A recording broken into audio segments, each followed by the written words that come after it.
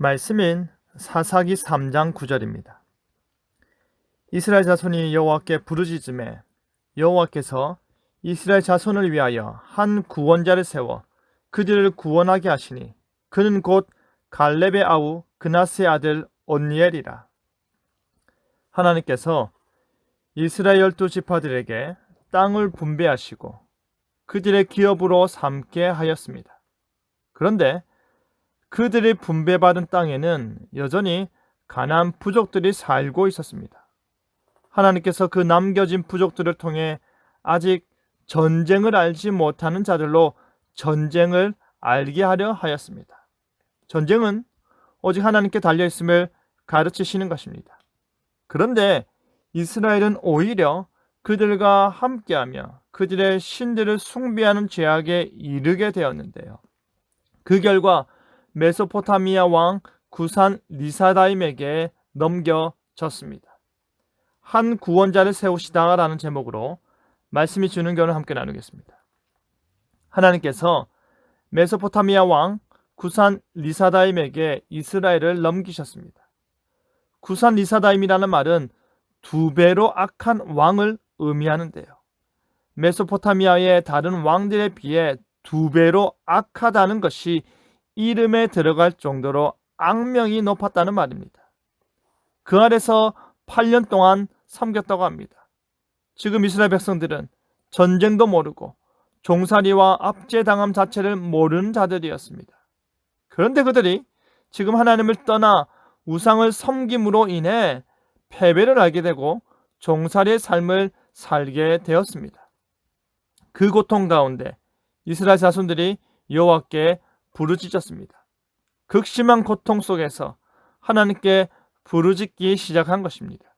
자신들의 죄악을 뉘우치는 모습과 더불어서 하나님의 구원을 간절히 요구하는 부르짖음이었습니다. 그러자 하나님께서 한 구원자를 세웠습니다. 여기서 말하는 구원자라는 말은 지역적으로 혹은 지파별로 혹은 간헐적으로 그들을 구원하여 내는 사사를 일컫는 말입니다. 사사라는 말이 재판관을 의미하지만 문자 그대로 재판만을 수행하는 것이 아니라 전쟁 용사로서 활약하기도 하였습니다. 그렇기 때문에 구원자로서 사사를 세운 것입니다. 메소포타미아의 왕 구산 리사다임의 압제에서 벗어나기 위해 하나님께서 세우신 사사는 바로 온니엘이었습니다. 이 산지를 내게 주소서 하고 외쳤던 갈렙의 아우 그나스의 아들 온니엘입니다. 온니엘은 여호와 영이 강하게 임하여 구원자 역할을 감당하게 되었습니다. 하나님의 영이 그에게 임하는 것은 그에게 특별한 소명을 덧입혔음을 말해주는 것입니다. 한 명의 사람으로서는 감당할 수 없는 전쟁을 해야 하고 압제에서 벗어나 승리와 평화를 가져다 주어야 하기 때문입니다. 하나님께서 아직 전쟁을 알지 못한 이스라엘 백성들에게 사사를 세워 전쟁이 무엇인지 그 전쟁을 어떻게 이길 수 있는지를 분명히 말씀하여 주시는 것입니다. 오직 하나님께서 세우시고 오직 하나님께서 그의 영으로 충만케 하셔서 하나님께서 구원하시는 것입니다. 이제 여호와께서 구산 리사다임을 온니엘의 손에 붙이셨고 온니엘이 그와 싸워 이김으로 인해 이스라엘은 그 이후 40년 동안 평안하였습니다. 그 40년의 평화 가운데 온니엘은 일상에서의 재판 역할을 감당했을 것입니다. 전쟁에서는 전쟁 용사로, 평상시에는 재판관으로 하나님께서 주신 소명을 감당하는 것입니다. 안타깝게도 온니엘이 죽고 나자 다시금 이스라엘이 죄를 범하기 시작하여 또 다른 압제를 불러일으키게 되었습니다. 한 명의 사사가 얼마나 중요한 역할을 하는지 알려주는 것입니다. 사랑하는 성도 여러분, 이스라엘은 하나님의 명령에 불순종하였습니다. 그것으로 말미암아 모든 일들이 시작되는 것입니다.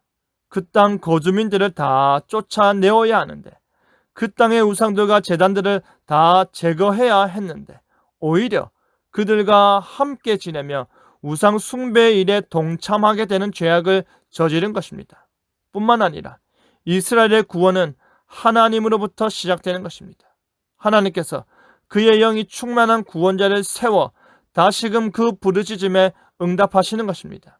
그것이 진실로 은혜의 역사임을 기억하시기 바랍니다. 더불어 하나님의 사람은 하나님의 말씀에 의존하여 살 때 하나님의 구원이, 약속이, 은혜가 주어짐을 믿으시길 바랍니다.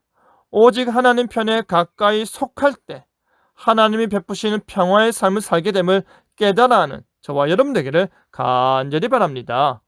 아멘.